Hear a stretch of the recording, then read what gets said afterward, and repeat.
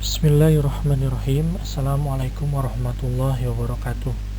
Innal hamdalillah nahmaduhu wa nasta'inuhu wa nastaghfiruh wa na'udzu billahi min syururi anfusina wa min sayyiati a'malina may yahdihillahu fala mudhillalah wa may yudlilhu fala hadiyalah.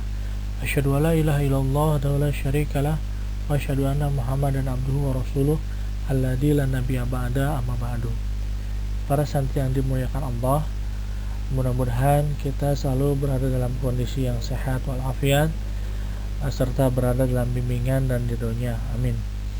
Mata pelajaran pendidikan Pancasila dan kewarganegaraan untuk SMP atau MTS kelas 8 itu terdiri dari 3 bab.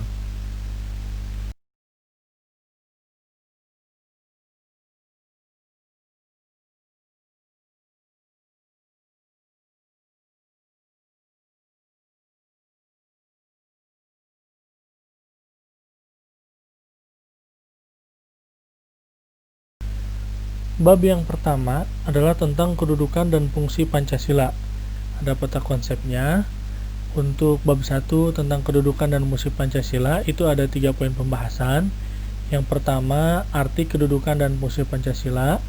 Yang kedua, Pancasila sebagai dasar negara dan pandangan hidup bangsa. Yang ketiga, pentingnya kedudukan dan fungsi Pancasila dalam kehidupan bernegara.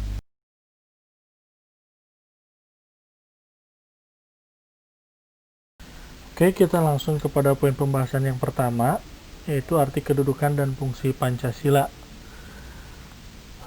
Nilai-nilai Pancasila merupakan warisan dari para pendahulu kita yang telah dirumuskan dalam sila-sila Pancasila. Nilai-nilai tersebut sesuai dengan kepribadian bangsa Indonesia. Sebenarnya, rakyat Indonesia melaksanakan nilai-nilai Pancasila itu sejak zaman kerajaan, tetapi saat itu belum diberi nama dengan sebutan nilai-nilai Pancasila. Terbentuknya Pancasila melalui proses yang cukup panjang dalam sejarah bangsa Indonesia. Nah, yang pertama, asal mula Pancasila itu dibagi 2, ada asal mula langsung dan asal mula tidak langsung.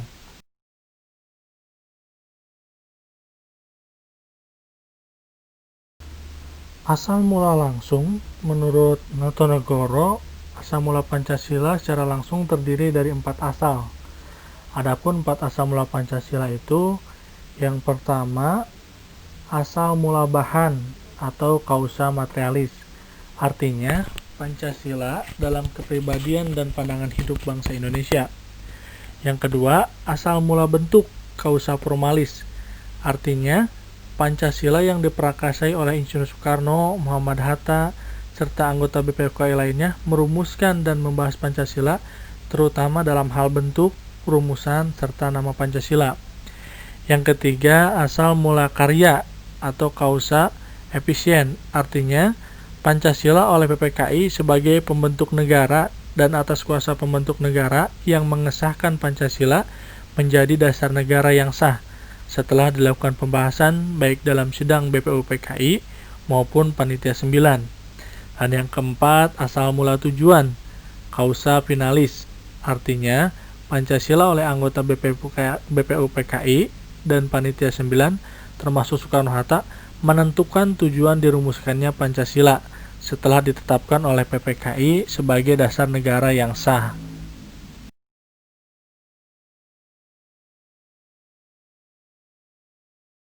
Kemudian asal mula Pancasila, asal mula tidak langsung, artinya asal mula Pancasila sebelum proklamasi kemerdekaan Indonesia tanggal 17 Agustus 1945.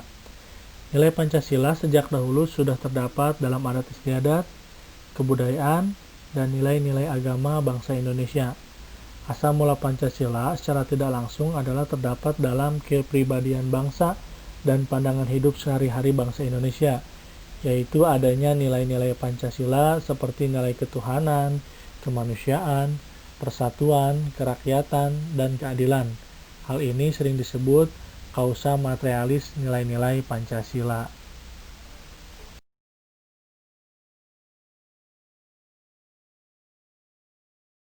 Berikutnya, dalam pembahasan arti kedudukan dan fungsi Pancasila, yang kedua adalah terkait dengan berlakunya Pancasila. Istilah Pancasila sudah dikenal sejak zaman Majapahit pada abad ke-14 dalam buku Nagara Kertagama karangan Prapanca dan buku Sutasoma karangan Tantular. Istilah Pancasila dalam bahasa Sanskerta berasal dari kata panca yang berarti 5 dan sila yang berarti sendi atau asas. Pancasila berarti batu sendi yang 5, juga berarti pelaksanaan kesusilaan yang 5 atau Pancasila Krama, yaitu dilarang melakukan kekerasan, dilarang mencuri, dilarang berjiwa dengki, dilarang berbohong, dilarang mabuk atau minuman keras.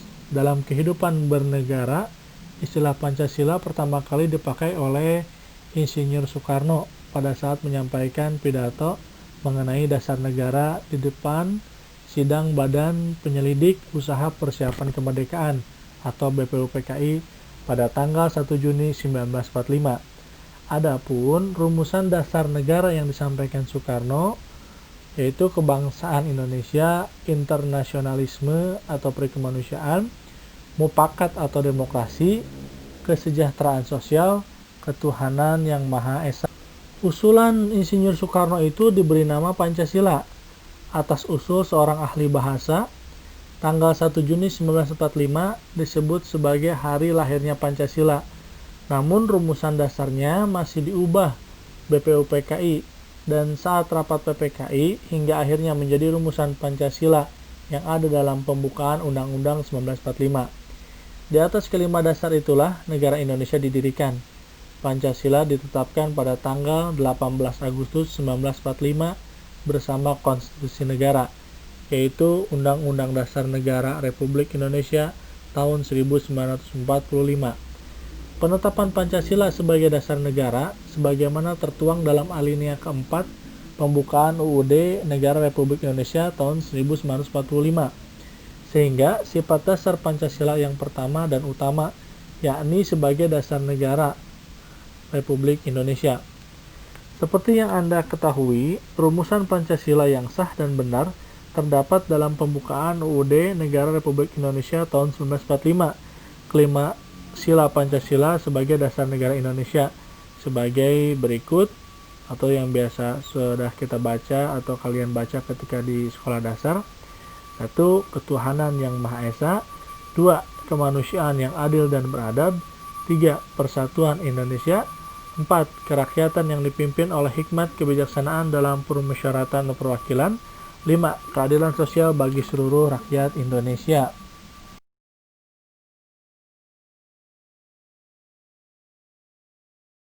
Yang ketiga adalah fungsi dan peranan Pancasila.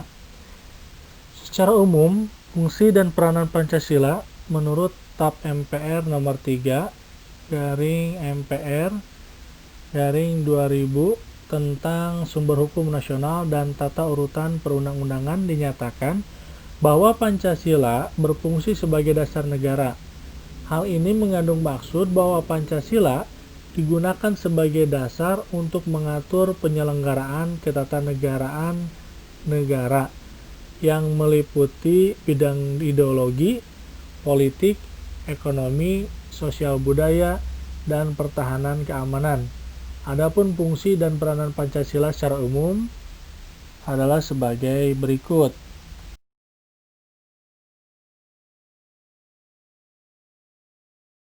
Fungsi dan peranan Pancasila secara umum yang pertama adalah Pancasila sebagai jiwa bangsa Indonesia.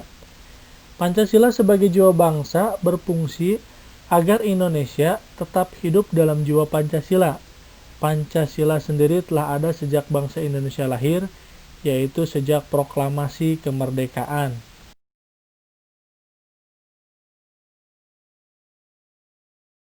Kemudian yang kedua, Pancasila sebagai kepribadian bangsa Indonesia. Kepribadian artinya gambaran tentang sikap dan perilaku atau amal perbuatan manusia. Pancasila sebagai kepribadian bangsa Indonesia berarti Pancasila merupakan gambaran tertulis dari pola sikap dan perilaku atau gambaran tentang pola amal perbuatan bangsa Indonesia yang khas yang membedakannya dengan bangsa-bangsa yang lain.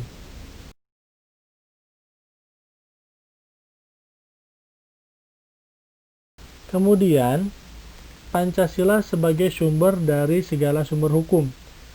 Pancasila sebagai sumber hukum berfungsi sebagai sumber hukum yang mengatur segala hukum yang berlaku di Indonesia. Semua hukum harus tunduk dan bersumber dari Pancasila.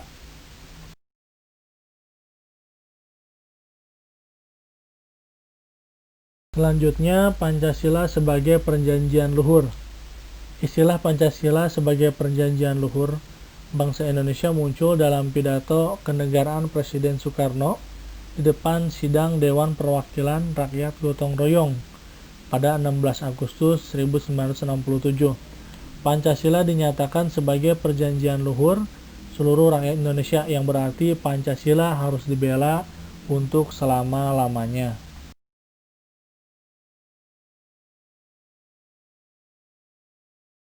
Lalu Pancasila sebagai cita-cita dan tujuan bangsa Indonesia memiliki fungsi yaitu untuk menciptakan masyarakat yang adil dan makmur. Gambaran tentang Pancasila sebagai cita-cita dan tujuan bangsa Indonesia tampak dalam rincian dan tujuan bangsa dan negara Indonesia dalam alinea keempat pembukaan Undang-Undang 1945.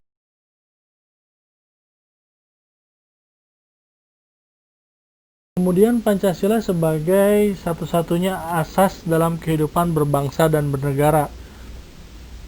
Pancasila sebagai satu-satunya asas adalah sebagai konsekuensi ditetapkannya Pancasila oleh bangsa Indonesia sebagai dasar negara dan juga merupakan perwujudan melaksanakan Pancasila secara murni dan konsekuen.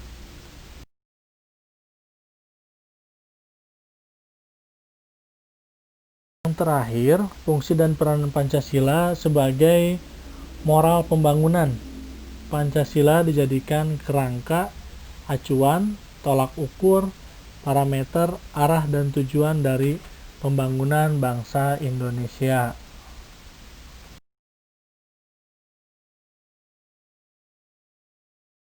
Demikianlah yang dapat disampaikan pada kesempatan belajar kali ini.